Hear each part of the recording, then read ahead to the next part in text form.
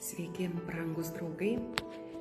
Šiandieną jums turiu džiugią žinią, ypač tie, kurie planuojate savo atostogas, kad mūsų vienuolyne rugpjūčio 14-27 dienomis bus ikonografijos savaitė, rekolekcijos su ikona, piešiant Dievo motinos mergelės Marijos švelniosios ikoną, kurią jūs kaip tik ir matote mano nugaroje.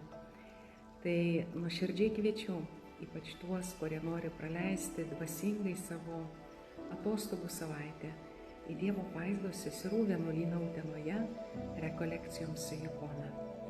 Tai nuostabi proga turėti maldos ritmą su seserimis, apsistoti vienviečiuose arba dviviečiuose kambariuose.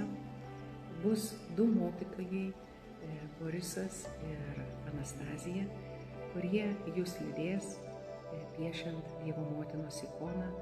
Taip pat jūs turėsite nuostabią galimybę melstis, bendrauti ir valgyti kartu su seserimis ir turėti šią nuostabią bendrystę. Taip pat šalia vienuolyno yra ežeras. Vienuolynas turi sodą, kur jūs turėsite galimybę išsimaudyti, medituoti ir pabūti vienumoje. Tad turime 3 laisvas vietas ir galbūt tai yra jums. Kuo nuoširdžiausiai jūs kviečiame. Būkite